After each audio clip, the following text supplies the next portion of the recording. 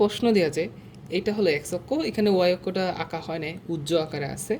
X অক্ষের সাথে এটা একটা ভেক্টর যেটা 5 একক মানের এবং যেটা এক্স অক্ষের সাথে 30 ডিগ্রি কোণ তৈরি করছে।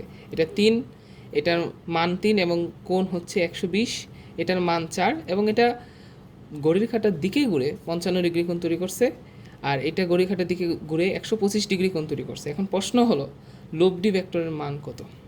আচ্ছা, তো এটা ক্যালকুলেটরে কমপ্লেক্স মোড ব্যবহার করে সলভ করা যায়।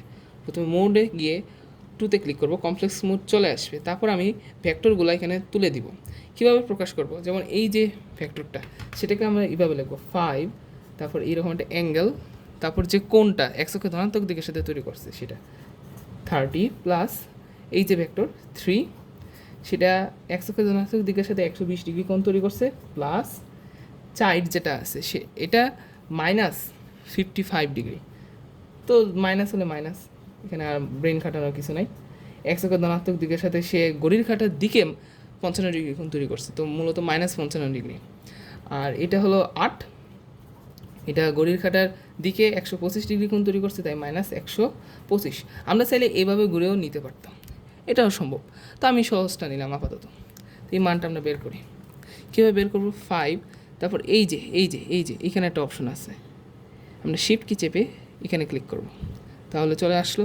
তারপর আমি মানটা লিখলাম 30 প্লাস 3, শিফট কি চেপে এখানে দিলাম 120 প্লাস 4, শিফট কি চেপে মাইনাস 55 প্লাস 8, শিফট কি চেপে মাইনাস 125 দিলাম।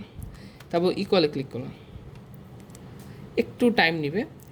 এই যে সে মান যেটা দেখাইতেছে, আমি যদি এখানে যাই তাহলে একটা এক্স অক্ষ, একটা হলো ওয়াই অক্ষের মান। আমি যদি এসডিতে ক্লিক করি, এই যে মানটা খুব সুন্দর করে দেখাই দিছে 0.5358, 0.5358। এটা হলো আই ক্যাপ, মাইনাস যেটার সাথে আইওটা আছে সেটা হলো জে ক্যাপ বা ওয়াই অক্ষ বরাবর মান, মাইনাস 4.73, মাইনাস 4.73 জে ক্যাপ। তো এইভাবেই মূলত আমরা লব্ধি বের করতে পারি। আমার এখন মানটা ওলট পালট নিচ্ছে তাই এমন হয়েছে, তবে পরীক্ষার হলে খুব সুন্দর মান দেওয়া থাকবে, এক্ষেত্রে ঝামেলা হবে না। That's it.